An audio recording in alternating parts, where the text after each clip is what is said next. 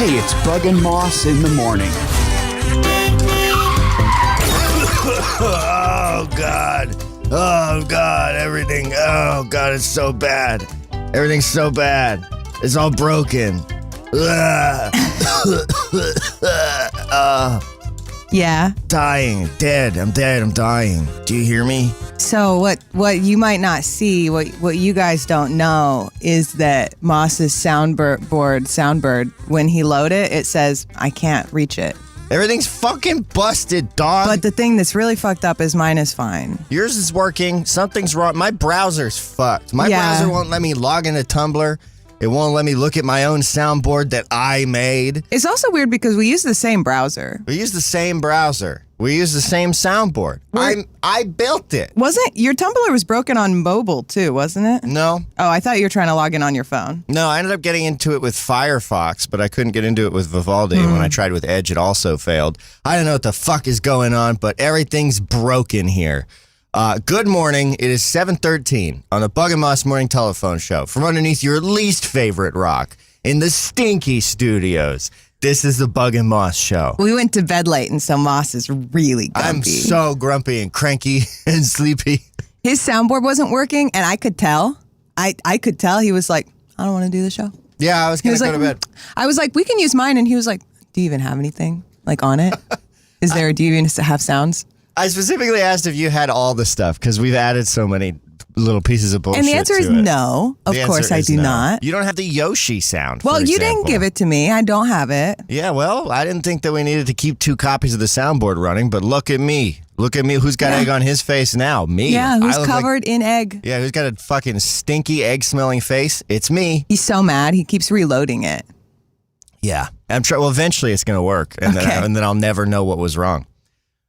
Good morning. It is the Bug and Moss Morning Telephone Show at 7:14. On today's show, I don't know what I have for you, except for some voicemails and some ease-mails. I have we'll call it a bug idea because that's the only button I have. So everything's going to be a bug idea or a fashion pigs. Fashion pigs? I don't have a fashion pigs, but that's a button I have. So those are the 2 options you have for anything we talk about. Oh, okay. We got to do more fashion pigs. I love that game. I've been working on it. That was the game where we took designer fashion items and guessed how much they cost, right? Yeah, it's hard though because it's very difficult to find fashion news.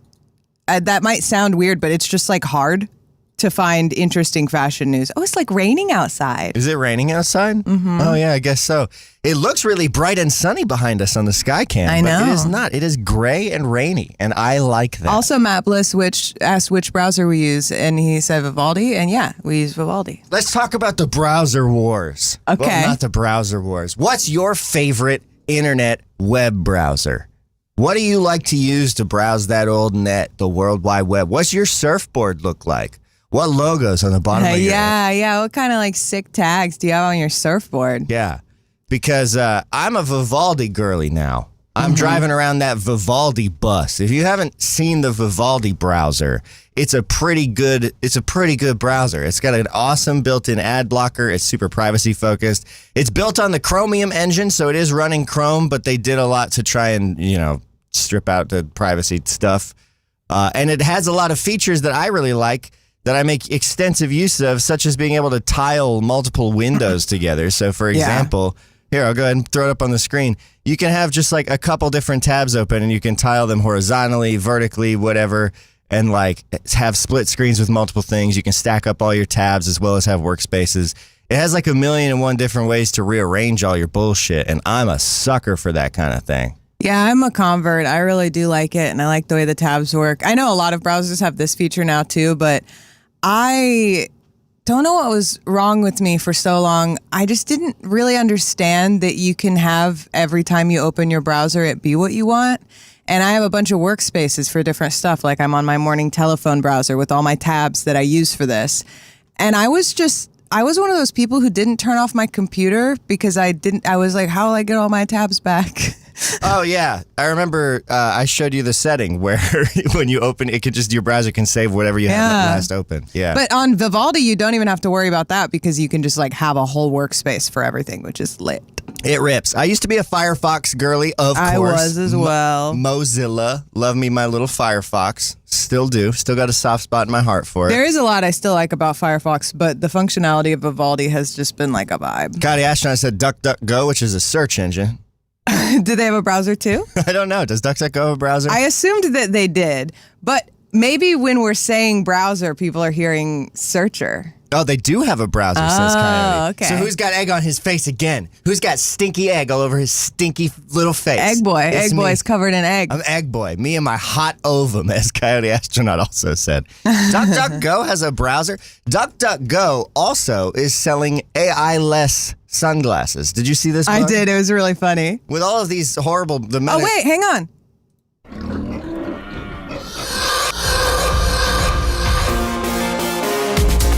You just really wanted to play that fashion This is a fashion alert. Let's talk about what DuckDuckGo is selling. So in the world that we live in now, with all of these horrible meta pervert glasses, with like spy cameras and AI vision running all the time, nobody likes those for obvious reasons. They're a bad idea. Don't get them. The only positive use case I could possibly imagine for glasses-mounted cameras is a very narrow slice of vloggers who are doing like cooking shows or whatever in your house. That is we watched this person on YouTube, Funky Frogbait, and they got a pair of Meta glasses for free at an event.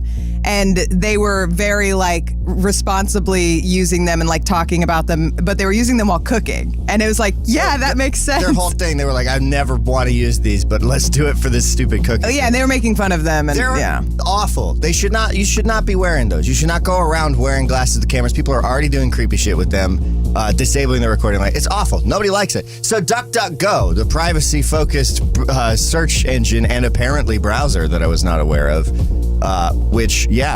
download the new DuckDuckGo browser. They've also started selling sunglasses, their own sunglasses that don't have a camera in them, explicitly. Where did you saw this, right, Bug? Yeah.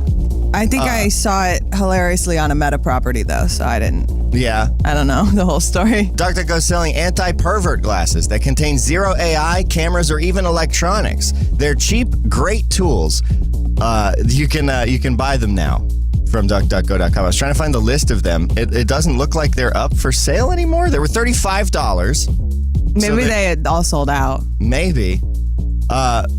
Yeah, I didn't have the news story ready for this, so playing the whole segment bumper. Sorry, a bit of a hollow segment. I can't find the listing to purchase them anymore. Okay, hang on.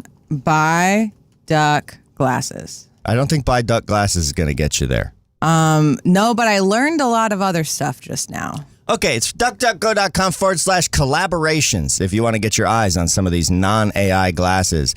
They're called the Knockaround Normal Fucking Sunglasses. These smart glasses come with zero AI and zero cameras, designed to block the sun, not send data to the cloud. $35. They have the same sort of style. Is there a word for the way that these glasses look? They look like every pair of sunglasses. Yeah, you get I for don't free. know what that style is. They look pretty normal. Yeah, they have a quote from a happy customer that says, "Nobody at the beach asked if I was recording them." Yeah, hell yeah. Can I also say, if there is a function for glasses with a camera in it, I have no interest in a pair of glasses that is constantly streaming to a cloud. I would want like just a camera that I can like, record locally. They just send all of your information. Yeah, of course they do. Meta wants the whole that shit. point of Nom, them. nom, nom, nom. Yummy, delicious. Yeah. Meta likes that. They eat all your data. They gobble it up. That's their whole game. Yeah. Yeah, Bug. I almost got into a bummer of a story, but we'll just move on because Okay. it's a bummer. 848-667-7284 is the phone number to call us up. 848-MOSS-BUG. If you want to leave us a voicemail, tell us something cool, give us a fun story about things going on in your life. We've got a few voicemails that we haven't gotten to, so let's go ahead and catch up. Ooh. This one comes to us from Literal Stranger, Coyote Astronaut. Literal Stranger and DuckDuckGo browser, Coyote That's Astronaut. right. Hey, what's up, Bug? What's up, Moss? This is your literal stranger, Coyote Astronaut, enjoying a weirdly slow portion of his Friday afternoon. And now that I've said that, I worry that it's going to change. But I had a thought a while ago, and I haven't really thrown it at other people. So a while back, I was just kind of scrolling on YouTube, and I saw a thing with like a bunch of folks from Dropout, like doing an interview thing or whatever, sitting on benches on a white background.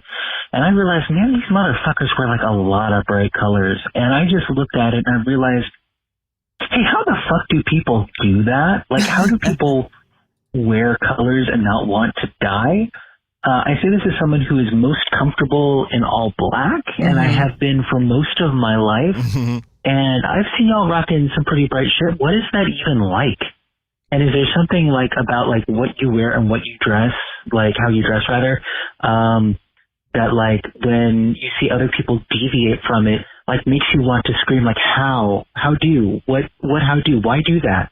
Okay. Yeah. Take care. Have a great one. Bye. What a great question. Thank you for calling in, Coyote. We are both wearing black shirts. Yeah. We do wear color. You wear more color than me. Yeah, I mean, that's true, but you wear like any color pants. I do wear any color pants, but I do like black and white t-shirts. Yeah. I don't know. I'm very specific. My thing like this is similar but different in that I do wear colors. I like wearing bright colors. I like wearing bright clashing colors like red and purple or like one big accent piece. But I'm very, very particular about it in that I don't like things that have a pattern a lot of the time. I like solid color garments. I feel like that's a lie. You have so many things with a pattern. Not really. I have dress shirts. Some of them, most of the stuff I wear is a single color. I don't even like a lot of shirts that have designs on the front. It is true that you have a lot of single color things, but you also seem to really like delight in the things you have that you like that are patterned. Name one thing. Well, I'm thinking of your Fex shirt. With the big flowers on it? Yeah, but that's sort of a weird, that's a weirder pattern. Like I'm talking stripes or paisley or like multiple color blocks or like the colored sleeves or like, I only like very specific patterned items. So there are a few pieces that I like that. Yeah. But I really, really only, like in my heart, the thing I like the most are solid color garments. And it bugs me when there's something on the front or the back of a shirt. I also think there's this thing where it's just literally fashion. God, I'm gonna play that bumper again. It's normal to be very particular about the things you like to wear because that's your style. Mm-hmm. So not liking other things or not getting it, I think the coolest part of fashion is that you are not going to get what makes other people tick because it is so personal, and that's like what's so cool about having a personal style. And my favorite thing in any sort of aesthetic discipline is to see something that is someone has put so much time and meticulous effort into, like a crazy outfit, and I'm looking at it and I'm like, I would never fucking wear that. I love seeing it on someone else. And I think it's just like, your clothes should make you feel awesome. And it only matters if you feel yourself holding yourself back from trying new things out, I think. For me, I think as far as like a fashion paragon goes, when it comes to what I like patterns, I think I have more in common with Lewis Cole. I think that's right. I'm going to pull up an image. Lewis Cole is one of my favorite musicians of all time. And he wears some pretty flamboyant outfits that are very like out there and patterned, but they're all very big and bold and blocky. And it's all about like how the whole image comes together and like silhouette and everything. So like he'll rock like a zebra top and then like bright shiny leather pants and gold shoes, or you'll catch him in like these crazy feather pants. I wish there was a picture of them handy. First, he's not famous enough that there's a million pictures of him that show up when you first look him up. Yeah. But if you watch Lewis Cole music videos, he'll be in like leopard print or like big bold patterns, and I can do those. But I agree. I'm not. Also, like I don't like bright colors much, and I wish I did. Again, I have to point out that you wear such bright pants. But it's different. You know, like I feel like most people are out here in like pastels and like Easter colors and like all these different, I don't know. I feel you, Coyote. I think a lot of people wear dark colors, and I just think personal style. Again, I just think it's so specific. Like, so what do you like? What do I like? Yeah. Depends entirely on my mood. I really like having basics because My experience with fashion is that I love trying things. Like I'll fall in love with a piece, but I don't like to have like too many clothes. I've been there before and it makes me feel stressed out. So I like to pare things down to things that I'm like excited to wear. But there are some days where I'm like, all I want to wear is black. Like I just want to, I'll like put things on and I'm like, this is the only thing I feel good in. Are there clothes or stuff that you dislike, you find are like bizarre, like you don't get? I'll tell you mine, because Kylie's saying like, I can't imagine wearing colors. It makes me want to scream. I can't imagine wearing shorts. Yeah, you're so weird about shorts and you have such great legs. I don't know how anybody wears shorts. How do you not go crazy feeling the wind blowing on your legs all the time? Yeah, it's sensorially, it's hell. Plus I look like a 2-year-old boy. But again, you can wear a kilt. I can wear a kilt. That's different. I can wear a kilt, a skirt, a dress. Those are great. I hate shorts. I don't like them. But what about the wind blowing in those? That's great. Okay, so it's not the wind. It's not the wind. It's not that. There's something about a short that I don't like. I mean, I think it's totally okay to just not like it. I was just like, let's not lie. I don't like the way it feels. It's not the wind. I guess it's the rim of the shorts on around your leg is really what it is. Yeah. Because like a kilt, it's just like freedom. I don't know. It's fine. I will say, I don't really think there's anything that I'm just like 100% against. I feel like my fashion is very nuanced. I feel like something about being socialized as a woman also is like, I've had a lot of freedom to explore my fashion and like what I'm interested in. And if you're someone who doesn't feel like that way, I think you should do that and explore things. I think anytime you're excited about something, you should like push it. But a big thing about, I feel like I could wear anything, but what it comes down to is the way it fits. It's like fit and style. And so I wouldn't be comfortable saying like, oh, this item, this kind of clothing I would never wear. But I would maybe say, oh, I would be very picky about that item. I would really want it to fit me well. I think shorts are big with that. I think finding the fit of shorts that is flattering and makes you feel comfortable is huge. So you don't have any strong clothes opinions. You've dodged every single question about clothes opinions. I have tons of strong clothes opinions, but they're so nuanced. I don't have any opinions like I don't wear shorts. I used to not wear pants. Okay. I used to not wear pants or shorts at all because I have a big ass and nothing I ever found. So you're just Porky Pigging it everywhere? No, I used to only wear skirts and dresses. Oh, okay. You were just like, I just wore shirts. Fucking bare-assed. Hell yeah. From the waist down. But I was so uncomfortable in pants and they made me feel so uncomfortable in my body. I think because I was a girl, but I needed to buy women's clothes and everything I felt like I had access to was ugly. And they just didn't fit my style and stressed me out. So I didn't wear pants or shorts or leggings or anything like that for years, like most of high school, which is crazy now because like I predominantly wear those things. But I found fits of those things that make me feel good. And I think that's what it comes down to. So yeah, I don't have like big sweeping opinions necessarily. I guess my biggest one is that I really just mostly only like white socks. Okay. That's I like have some fashion socks or style socks or whatever, but you pretty much like black socks and I pretty much like white socks. Yeah, and I also cannot stand short socks. That's something I don't get. I think one of the greatest joys, one of the most brilliant sensations that can ripple through your sensory organs and that you can feel cascading across your human body is the feeling of freshly pulled up socks. Pulling up a pair of long socks so that there is no slack, there are no folds, and that they perfectly encompass your foot from the tip of your toes up to the middle of your calf. Oh, that freshly pulled up sock feeling, nut, every time. So I got to put my socks on first. Hell yeah, that's what he does, one sock at a time. Yeah, one sock and I savor it. No, I love that sensation. I hate those low-rise socks that were super popular when we were in high school. I also hate them. I wore a bunch of those back in the day, and they always just fell down my foot. No way, dude. Yeah, those are awful. Yeah. And then your ankle bones touching your shoe. No way. My favorite kind of sock that I can never find anymore, I'm going to just let you guys all in on a secret. I have pretty normal average size feet, but they're small enough that I can buy kids socks. And so I do that a lot. And I love bobby socks. You know what bobby socks are? No, it's a bobby sock. Bobby socks are the socks with the little lace around the edge.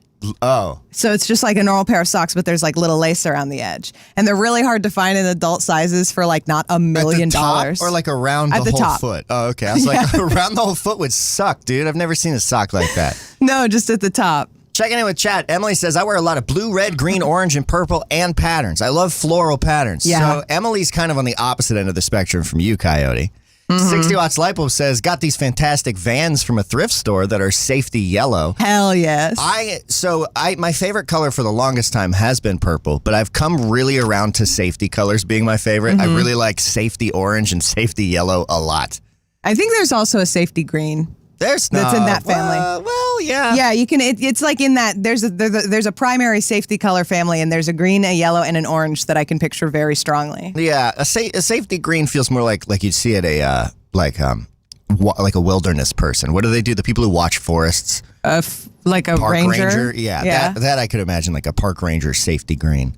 Leonard, unsurprisingly, says, most everything I own is black except my damn work shorts and pants, which are navy blue, and it bugs me a ton. I hate navy blue. I also don't like navy blue. I don't hate navy blue, but it's a color I struggle the most with to wear because it's not black, and it really almost is. It's like using a blue pen to me. It's like, why? Yeah. Why is this an option? It is a lot like using a blue pen. I don't want it. I don't get it. It feels like... navy blue to me feels like we have black at home. We have black clothes at home. You know what I mean? It's like, no, those are navy blue. Like, I don't know. I think that's right. I just don't dig it. We also have in the chat, Bug Fan Club agrees that white socks are superior. Matt Bliss says that he is an ankle sock guy, but he's like, I have a heat venting issue. Matt, no offense, I mean this with love. You have the vibe of an ankle sock guy. You seem like someone who would like ankle socks. Yeah, well. There you go. I don't know what that means, but it feels true. Sid says, I tend to get basic tank tops that I like and then get multiple colors of that top. I do that so hard. Yeah, here's the thing. For a while, I bought 5 of the exact same shirt and 5 of the exact same pants so that I wouldn't have to decide what to wear to work for a long time. I think that's huge with work, too. That's kind of the way I am. Is that I like if I see something I like it. I have so many just black t-shirts, so many just white t-shirts. I think finding something like that that's really comfortable though is huge. Like I bought like 15 of this one tank top at Target, and I am terrified I won't be able to find it again because it fits me perfect. Like it is so great. And I get most of my other clothes secondhand. And if you buy clothes secondhand, you just find what you find. And so it is nice to have basics and get them in just like several colors. 60 Watts Lipo has a thing, a clothes squick. 60 Watts says, oh, mine is skinny jeans. How are those comfortable? Now, I am the skinny jeans guy. Mason hates a wide leg. He hates it. Can't stand it. I don't want my pants to move independently of my body. That's another thing. And I don't know, like I would be in a fucking not latex. I would be in like a full body suit at all times. I bought him one recently. If you've seen the Fallout streams, you know that he has the flight suit, which Ty got for him. Yeah, which is awesome. But I also bought him like a cat suit that he wears around. He loves a one-piece outfit that he has to fully take off to pee. Yeah, I'm That's fine his with that. whole deal. I like to be enclosed, and I don't like my clothes to like have leeway. So if I'm walking and I'm feeling my fucking pant legs slapping on my ankles, I'm going to rip those off. And then I'll be wearing shorts, which I'll hate. So I have recently, I know I was seeing a lot of this in the chat. I grew up, too, in the era of low-rise pants being a thing, and it scarred me, and it was terrible. And I am scared every time they come back into fashion. However, because of that, I pivoted for a really long time when I did start wearing pants and shorts, and I only wore ultra high-waisted stuff. And I still love that stuff. But I have recently become like really into normal rise pants. Like not high rise, not low rise, just like normal pants that fit normal. And one-story pants. Yeah, one-story pants. I have a lot of pants and shorts that sort of have like a normal mid-rise and a wide leg. So they hit me like just under my belly button as opposed to like under my rib cage. 60 Watts Lipo says, I like bootcut jeans for a different reason because my legs are short and then I don't have to roll them up. I have to have high rise. Hell yeah. Yeah, that makes sense. Sid says, wide leg and my brain can't go together. It won't let me. Yeah. I feel you, Sid. I like wide leg and skinny. I like both of those sort of styles for different things. Yeah, you like a big chunky bottom. You're like a Jinko girly. I've gotten into the big chunky pants, and it feels kind of like it's the style that was really in when we were younger in a lot of ways, but it was super low rise and never fit me. You ever see Bug's shoes? I don't know if we have any pictures of Bug. You like to have big, chunky, square bottom silhouette. All of my shoes are platforms. And then all of Bug's shoes are platforms. They're all huge. They're like big cartoon Bratz feet. It's the cutest thing ever. Yeah. I love it. I like big shoes. I like little socks that are like almost too tight, and I like big shoes. Yeah, even the shoes that you're wearing currently, your indoor shoes, are these giant platform sandals. I have these platform Tevas that I wear inside. And also, I will point out, part of it is that we share a desk. So we have to have a height on the desk that's reasonable for both of us. And it helps if I wear tall shoes. That about makes up the height difference, yeah. All right, let's move on to something else. Okay. 848 Mossbug is the number to call if you want to leave us a voicemail. We've only got a couple left to catch up on, but right before we get to that, just a huge shout out to all of the folks supporting us over on Patreon. Patreon.com/Bug and Moss. Keep this show ad-free. Help us keep the lights on. Keep our electric bill. Thank you to everybody that supports us. Someday soon I'll do a whole read down of all of our supporters. But right now, I just want to remind you of our community partners. Specifically, our community partner, AJ, the ageometric, red-haired notary public and minister at sermons_such at yahoo.com. If you need something notarized, you need to get married, you need someone to do a type 5, you need someone to talk or tell you that you definitely signed a paper, AJ's got you. You can email him sermons_such at yahoo.com. And I had the phone number memorized, but I had the cards on the wall. So, Bug, buy me 3 minutes. Or not 3 minutes. 3 minutes? Bug, buy me God, 30 our seconds. office is huge. He has to go so far to get this number. I'm so far It's away. gotten like wider in here. I think it's getting wider, and I'm not really sure how. I don't know what's happening. Call AJ at 561-541-5944. Also, while you're here, check out Timeline Scavengers, also a supporter of the show, putting the MCU, the Marvel Cinematic Universe, in historical order, scene by scene or day by day. The show starts with the dawn of time in Thor 2 and then goes to eons ago in What If, then to 15,000 BCE in Black Panther, and so on and so on. They're putting the whole thing in chronological order. It's a ridiculous project. It's a podcast specifically designed to last forever, and they just keep making more and more scenes and days for them to talk about. You can find them on all podcatchers under Timeline Scavengers. If you're an MCU fan, this is a show you should absolutely check out. Or if you're tired of it and want someone to lay it all out for you. Yeah, if you just can't keep up with it and you're like, oh, damn it, I wish this was in chronological order. Fuck yeah. There's a character here somewhere, like guy who prefers the rewatch to like the actual media. I do think though there is something to be gained from putting things in chronological order, because sometimes like it can totally reframe your context, and it can help you, I think, see better what the people who made the things you like were intending and what nuance they may have been imparting that can be lost when it's all sort of in the sauce. There is a housefly the size of a wine It's cork. fucking huge, dude. It's been tormenting me all morning. Yeah, there's a fly in our house that's got to be 3 inches long by 3 inches tall. It's a housefly, and it must be like 1 million years old. Yeah. And it is just buzzing around like a low-flying plane. It's so big, it landed in front of me in the bathroom, and I was scared of it. I was like, God, I can see every detail on that fly. That is a big fly. Yeah, I can see the fly flipping me off with his tiny little hairs on its hands. Yeah. All right, 848 Mossbug is the number to call. Let's go ahead and check up on that voicemail again. Here's one from Jordan Reed. Ugh. I can't roll my tongue because I'm tongue-tied. This is whole tongue. That's the whole thing. Here's the call. Hey guys, this is Jordan Reed, and I'm here with my wife Lindsay Reed. Hi, Lindsay. And right now, Lindsay is doing some red light therapy. And It's like a driving I told her, I forget why, but I told her that she was cruising for a bruising. And then she said she was lighting for a tighten, meaning using the red light therapy to tighten her skin.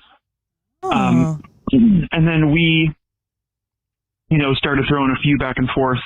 And I wanted to offer this up to anyone who, maybe runs like a church youth group or loves. We know we got a lot of you in the audience. Jesus. Yeah. Hell yeah.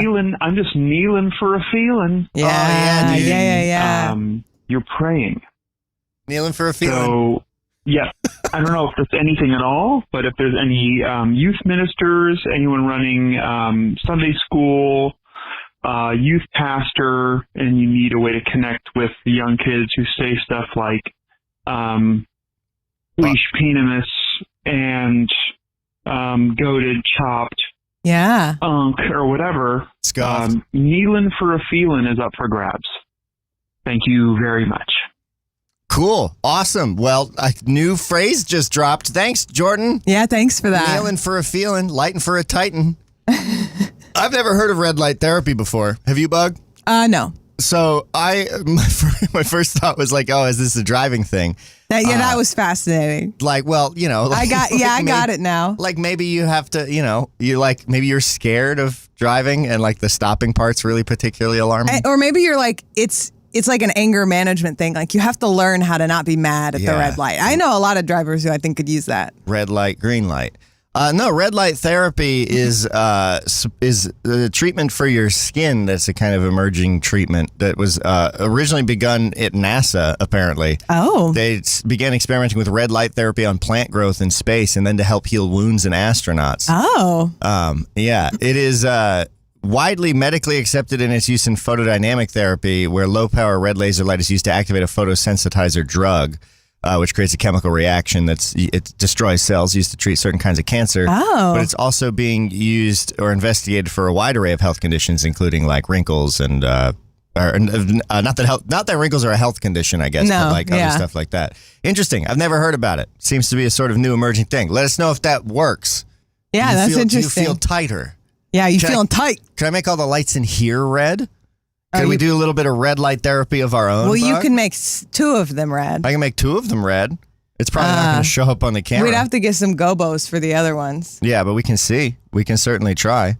Oh yeah, this is we're about to get lighted.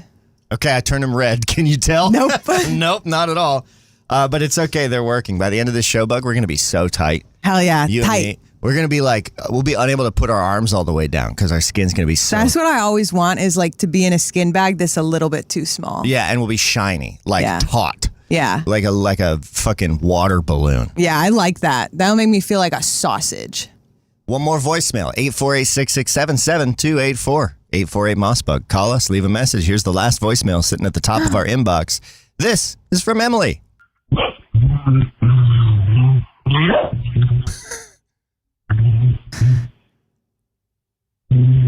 Thank you, Savannah. The purpose of this phone call is to relay all the things that Gromit has eaten. Gromit, what have you eaten?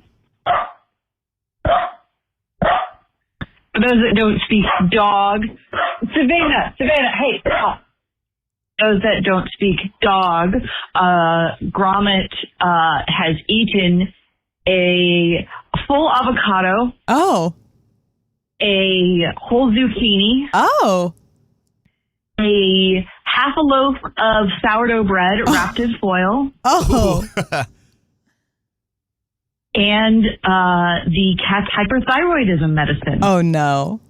Oh, boy. And that is all that I can remember so far. Gromit, is there anything else that I'm missing that you have eaten? Thank you for your time. Oh, my gosh. Oh, Gromit. Do you want to say anything, Savannah? Gromit. Yeah. Do you want to say anything? Real silent all of a sudden. Yeah. She had a lot to say a minute okay, ago. Bye. Thank you, Emily. Hey, Gromit, that's not good. Half a loaf of sourdough bread wrapped in foil. Like, I get it. I always want to eat stuff with the foil still on it. I do. But it's not good for your teeth. It's not good for your tummy. When you poop it out and you might be like, oh no, am I turning into a robot? Yeah, and don't eat other beings' medicine. Like, that can't be good for you. Yeah. Did you like my joke, Bug? Did you hear? No, I didn't hear it. If you eat foil and you poop it out, you might be like, oh, am I turning into a robot? That's really good. Like, I'm so sorry I missed that. What's happening? Oh no, and did Grok get me? Because I'm worried about it. Yeah. If he gets me, Imagine someone taking someone ate a bunch of tinfoil and they take a shit and then they're like, is this AI? I don't know. That would be very fun. I'm imagining a character now who's like telling all of their friends, they're like, oh, I'm eating tin pills. What does that do? Tin pills. I think it's a metal. We don't normally have it, but if I have it, I'm pretty sure it'll make me stronger. And they're like, their friends are like, I don't think so. And then that friend is like, I just shit out a bunch of metal. And they're like, do you think it's the tin pills? And they're like, no, those are capsules. No, I'm pretty sure it's AI. Yeah, the person who doesn't know what computers are is just like really confused and really suspicious. But is also like the CEO of Microsoft. Yeah, the head of Xbox or whatever. Hey, I have an interesting thing to talk about, but before that, I'm going to say a sad piece of news because I think it's very interesting and that we should all be aware of it. And I'm just going to say it really quick. Anthropic is cutting apart rare books and scanning them into their model. They are destroying the books on purpose because it's easier. They've said it out loud. Yeah, These books aren't available in any other format. I didn't realize people didn't know that. That's been happening for a long time. We talked about this on the Fake Files like months and months and months ago. Well, some of us like a year aren't as ago. plugged in. Yeah, no, it is both. And people are saying it's because it's a way for them to skirt copyright laws. It's not exactly. It's more complicated than that. They are indeed collecting up mountains and mountains and mountains of books, cutting the spines off of them and feeding them into scanning machines, which then read all of the text, turn it into text, and then they can train the AI on it. I'm not saying it's not a disgusting and like horrible thing that they're doing. It is. But a lot of the books that are rare are not like first edition, like rare books in the way that one might think. It's a lot of books that are just out of print, but are just general faff, which is not to say that, it's just not to condone what they're doing, but just to say that the reporting is a little more sensational. They'd be like, oh, they're ripping up the first edition ever of Lord of the Rings and shredding it so no one can buy it. It's often books that nobody really wants to buy just because they are like a higher quality level of prose to train the robot on. So I just think it's important to like know what's going on. It's not like they're taking rare books that people want or would want to collect. It is just a lot of overstock books. I would really even hesitate to use the word rare in a lot of cases. And then the cutting off of the spine is not just to circumvent copyright. It's really to get them into the machines that they use to scan them. But in the recent case that happened where Anthropic was taken to court for is this copyright violation to train on all of these published authors' works without their permission, part of the cutting off the spines came up in that discussion and became a factor at that point. So it wasn't a thing that they were doing preemptively to avoid copyright, but it was like, well, the book is taken out of circulation or whatever. But I don't even think that, if memory serves, that wasn't even the most relevant point. What happened was they ended up ruling in court that it is acceptable under fair use to train on books that were purchased legally. And so what they got in trouble for was the shadow library because they downloaded a bunch of stuff from like LibGen and other places to train on. And so that's what they ended up getting banged for on the copyright front. That said, the judge who made the argument in the copyright case made a pretty weak argument, in my opinion, for the training being okay. And I think we might see that revisited, hopefully. But they are shredding books. The thing that I find particularly upsetting about this is regardless of like how interesting these books might be to people, I think information in like a human context is really important. And you can scan the books without destroying them. And even furthermore, even if they were destroying them, they are specifically intentionally not sharing them. They could be scanning these and making PDFs and sharing them. And I think it would be different. It would, because they'd be preserving these books in some way. They specifically don't want to. Because then that would risk their copyright. Which is stupid. The whole thing is crazy. Yeah. And it was presented in such an interesting context to me because specifically one of the co-founders of Anthropic is like was a literature student. And this person was just framing it as like, it's so interesting to think of this person who like wrote all of these papers, has all of these like theses floating out in the world. This like person who totally understands the value of books is so intentionally like, it's so important to understand how on purpose this is. Yeah. This isn't a person who doesn't understand the value of these things. This is a person who doesn't fucking care. And that, I think, is so brutal to me. Yeah. To be clear, my explaining of what's going on is not an attempt to minimize or defend it. I think it's disgusting. I think it's super fucked up. I think an explanation of what's actually happening is important. It doesn't matter how rare or coveted the books are, right? That's not the point. But my point in bringing up that they're not like really rare books is so that you don't end up talking to an asshole who's trying to defend it. And they're like, the books aren't even rare. Like, it's not really even about that. Avoid that point. It's about what they're doing on the whole and on the balance being like bad, like shredding books. And also, largely, I think a part of it too that was pointed out to me is that like people will be like, because they do Claude, right? Yeah, Anthropic makes Claude. People will be like, oh, Claude's like a lot more interesting than a lot of other models. Like they have a lot more interesting things to say. Yeah, it's because they're taking these really like weird archaic texts and like feeding that into the AI. It's actually not. Oh. The reason Claude is different than other AIs is the harness they built around it.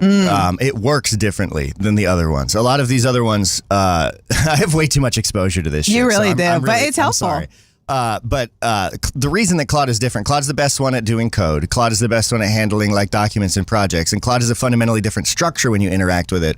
When you chat with ChatGPT or Google Gemini, you get this big chat window. It's like a text conversation, like a text chain on a phone or whatever, right? And you talk to the computer and it sends things back to you. Claude fundamentally runs itself in a bunch of micro steps behind the scenes. Like, so you will give Claude a task or something to do, and then it will generate a bunch of steps. It will keep its own like planning and tracking behind the scenes. It'll be like, oh, I'm going to step through this, do this reasoning, and then it decides like what to present to you. It has tools for like diffing into files and like actually working with stuff. So it has a lot of other capabilities built around it. And so it has become, I believe, like I'm not this plugged into it, but it seems to be the favorite amongst people who work with it for like, actual tasks and like work stuff. And so I think those people who have found it to actually be useful at certain things want to say that it's different for some reason from the other ones. And it's not in terms of evilness. Yeah. But it is more effective than the other ones at tasks that AI is actually decent at, like code and reformatting things. Yeah. I mean, and there is something to having people who actually understand sort of like, I don't want to say necessarily just like the depths of depravity they're willing to sink to, but like if you actually understand sort of what you're doing, what you're taking, what you're building, and like kind of what you're destroying, you're probably going to make a more interesting product. That sucks. Like that's weird. Well, they kind of all, in a way, so I was reading an article about the singularity of training data that we're coming up on, which is that all of these robots are training off of each other's data. They're all training off the same data sources. They've all siphoned up so much already that we're kind of approaching a point where they're all going to be gaining more of sort of a unified tone and a unified knowledge base as they all have sort of trained on basically everything available. Yeah. And then they generate synthetic training. It's a whole incestuous mess. And in talking about all this too, it really bugs me because there would be a different universe in which some sort of like socially funded project to create this to benefit everyone didn't so scummily just steal everything. Like there's... From a perspective of 3,000 years in the future, from a sci-fi perspective looking back, the idea of imagining what if we took everything humans ever created and like averaged it together, what would happen? Cinders! He's hurting, Chester. Stop it. What would happen if we averaged everything humans have ever put together would be an interesting thing to like think about, and would be an interesting project if we all embarked on it together in a way that wasn't predatory and shitty and evil. It would be really interesting. But no, we live in this horrible, shitty, predatory, evil world. Well, and again, it comes back down to the thing is like AI is this big, monolithic, easy to throw eggs at thing, but it's just a technology. The problem is, again, capitalism. Well, and the way we developed the technology by stealing from artists and authors. But that's a symptom of capitalism. Yeah. There's a profit to be made, and there are people to exploit in order to make more profit. Increasingly, there's a quote-unquote profit to be made. Yeah, did you see everyone's really mad because we're poor? Like a bunch of rich people are like, Americans don't have enough money. They're not buying anything. What are we going to do? Yeah. We know. Matt Bliss says the way AI is played now is like playing Skyrim by constantly forging iron daggers to increase skills. Yeah. Sacrifice in order to progress. It's terrible. That's exactly right. Emily said, I believe the authors affected are filing an appeal. Yeah, there's a lot of court cases currently going on. These court cases are really important because it is so important that we fight against these companies. They have so much leverage against regular people. Mm-hmm. Yeah, there's no fucking rules, dude. Yeah. If you got money, that crime is legal, dude. If you want to get mad about something that kind of is like totally unrelated and you've never really explored it, go listen to the You're Wrong About podcast episodes that are about like the McDonald's hot coffee lady, and understand how much our justice and legal system are like aligned with corporations. Yeah, they completely are. And how much these corporations directly attack regular people. Oh yeah, it's a PR game. It's all a PR game, but I want to talk about, that's actually a great pivot. I have a story that's not as much of a bummer, but is absolutely a PR game. Oh yeah, how did we end up talking about fucking AI? I made you do it. I brought it up. Thank you. I turned on my I activated my sleeper agent husband and I made him talk about it. He feels dirty now. He's sick. I want to cut off my own spine and get scanned into a book, and then I'll climb a side grok. I'm going to beat it up from the inside. Hell Just yeah. fucking punch it in the kidneys. This is going to be like you're a kid a story. You're going to go in and... Come here, Claude. I'll make you eat that beret. What? I love that Matt just said, yeah, Tron. Hell yeah. Emily said the AI is being made by the Ferengi when we really want AI made by the Federation or the Vulcans. Yeah. Yeah, it's the fucking Borg at this point. All right, Bug, what's your other story? It comes from a book. I have a real book. Ooh, with a spine still on. Spine still on. Rare these days. Yeah. This is one of the, I'm really picky about cookbooks specifically. I don't like to own them. I think most of them are bad. So I love really good cookbooks, and this is one of the best ones. If you at all like baking or are interested in baking at all, you would love the Brave Tart cookbook. It's especially great if you're a person who's like, I love baking, it's really fun, but you want to understand more about why things happen. It's sort of like, it's a little bit science, history, and just like the fun of cooking. And this is by Stella Parks and forward by J. Kenji Lopez Alt, who we've talked about a lot on the show, who is, I believe, the founder of Serious Eats. So I was listening to My Brother and Me yesterday. In one of their more recent episodes during Munch Squad, Justin was talking about some fucking dog shit press release from Philadelphia cream cheese.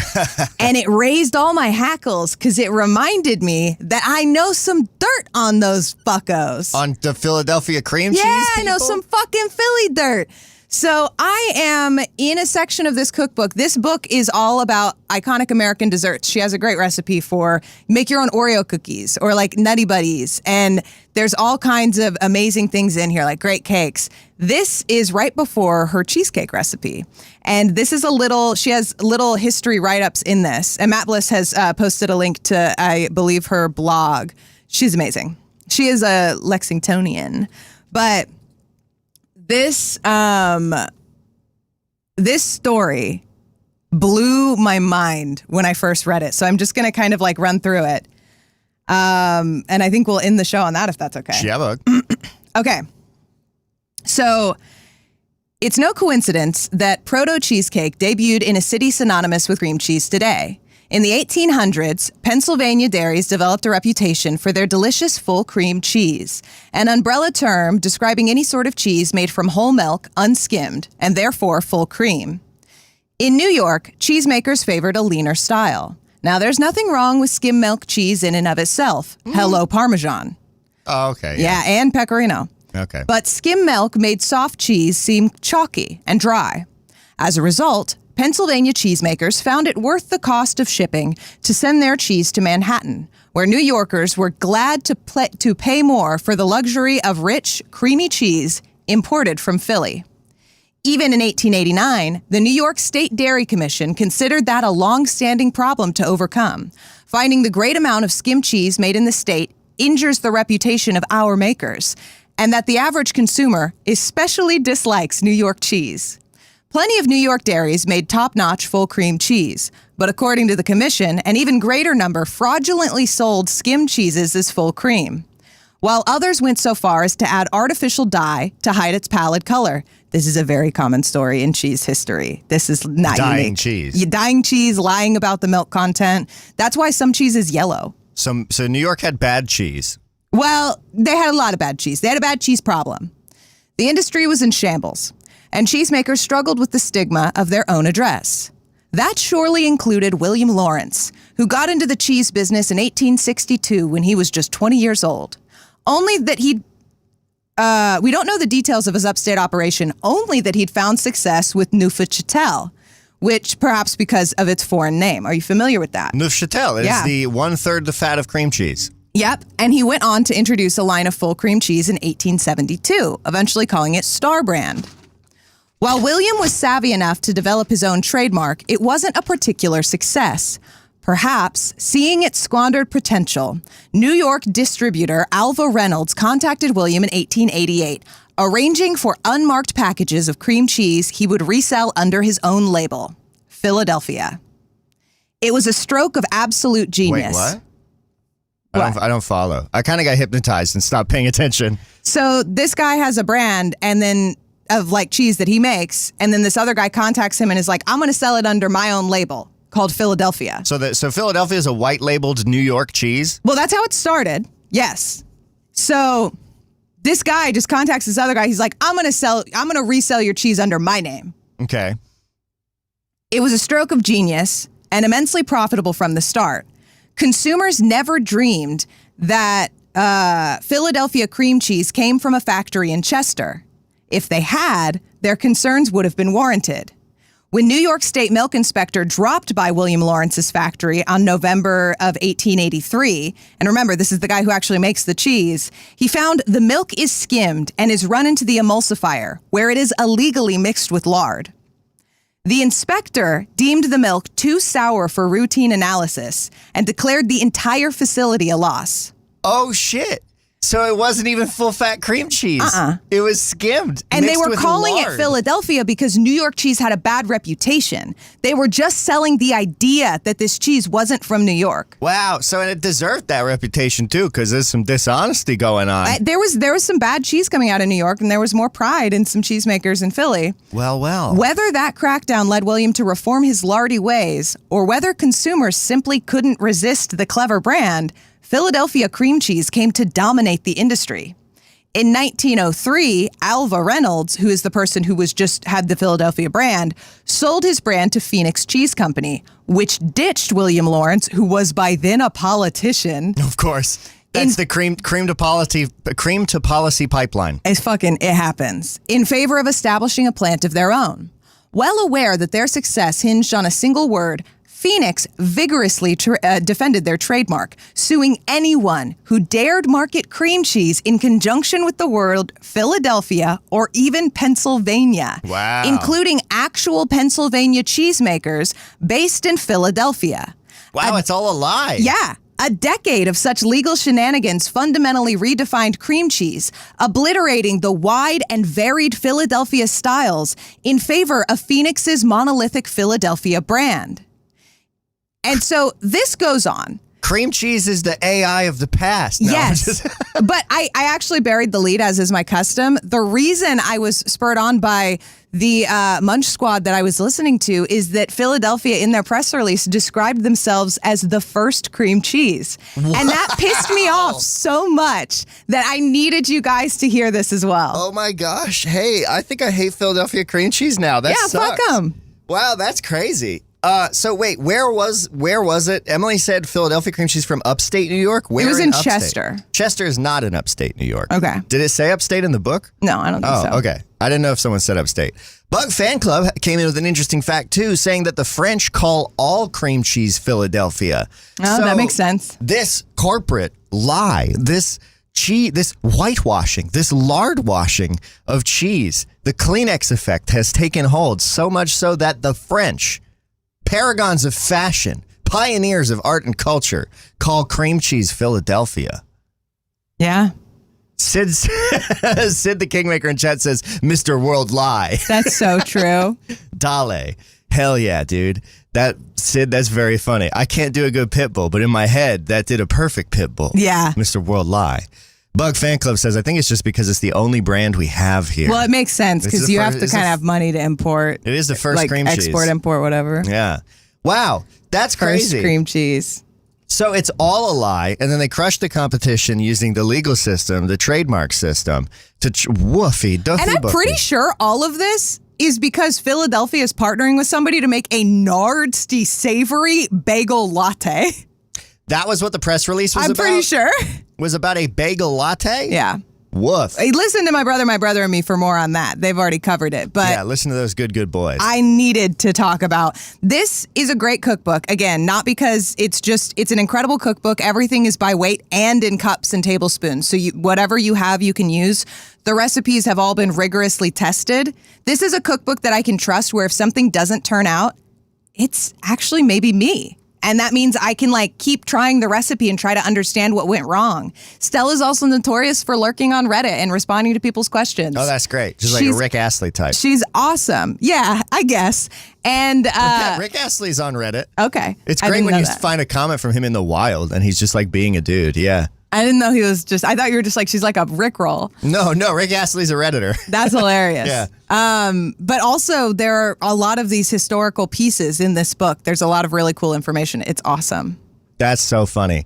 Coyote Astronaut has said something that I think is legendary. Coyote said, it's only Philadelphia if it comes from the Philadelphia region of New York. Otherwise, it's just sparkling creamed cheese. Hell yeah. Yeah, that's very good. Wow, Bug. What a story. I can't believe I learned that was such a lie. I really liked Philadelphia, but now I'm a Tillamook guy. I think it's really good to be suspicious of brands because that's just a brand. And unless they put, like there are companies and brands that put real action behind the things they say. Arizona Tea is an example that comes to mind.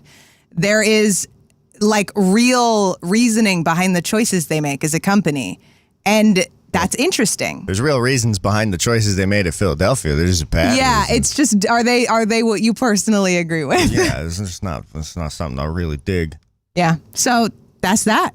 Well, should I play us out? I suppose so. Although, where's your timer at? I didn't do one. Oh, you didn't start the timer? No. Oh, that's crazy. I'm pretty sure we're about right. I'm I don't want to say control freak because I'm not like a control freak in my daily life, but when it comes to doing a show, not having the soundboard, boy, have I been anxious the entire show. He's been so grumpy. He literally, I can tell you, he was trying to be cool, but he did not want to do it with me in control of the soundboard. It's not about you being in control of the soundboard. It's about you not being in control. It's about me not having any levers to pull just in case. Or like, I have nothing I can do. I have to sit here and just be at the mercy of your soundboard, which is fine. I think we should do this more because I think this is good for you. Yeah. It's important for you to let go of control. I have been furiously refreshing the soundboard. I've been watching you do it. It's creepy. It's like one of the creepier things I've seen. One of these times it's going to work. I guess. What Leonard said, it's not you, it's anyone but me. Yeah, that's exactly right. Yeah, when it comes to this kind of thing, I'm just like that. I can't help it. Yeah. Well, I'm not upset. I'm just like, I'm just sweating. I looked at the timer and I saw that we actually have just reached an hour. Yeah, we've just come back around. So we've swung up back around to the top of the hour. I'm playing the outro rant, but nothing's happening. Well, it takes a while to ramp up. Okay. Gotti Astronaut says, what was the word for fake buttons? Greebles. Greebles. Greebles. Greebles. Needs more greebles. Emily asked if I tried turning it off and on again. That's the only thing I've tried. Yeah, that's his whole deal. Unfortunately. And don't go to Wordle.com. It redirects to hoax.com. Matt Bliss just sent some sketchy links to the chat. So thanks for those, Matt. I'll get my virus as soon as we wrap up the show. Yeah. But other than that, you've squandered another perfectly good hour listening to Bug and Moss, and we're appreciative of you being here for it. Tomorrow, we'll play some games. I'm going to make a quiz today. Tomorrow? Tomorrow. Is tomorrow Friday?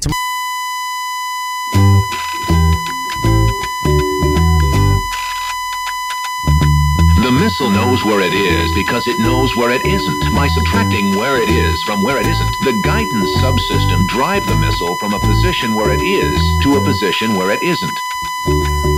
The Fitness Gram Pacer test is a multi-stage aerobic capacity test that progressively gets more difficult as it continues. Line up at the start.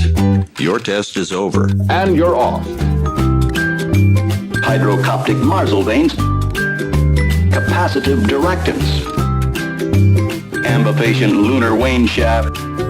Reciprocation ding alarm. The system has acquired a variation. It is not sure just where it is. However, it is sure where it isn't, within reason.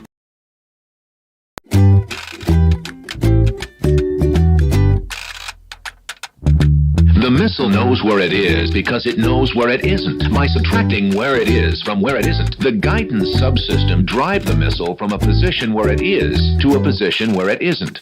The Fitness Gram Pacer test is a multi-stage aerobic capacity test that progressively gets more difficult as it continues. Line up at the start. Your test is over. And you're off. Hydrocoptic Marzelvanes. Capacitive directance. a patient lunar wane shaft. Reciprocation ding alarm. The system has acquired a variation. It is not sure just where it is.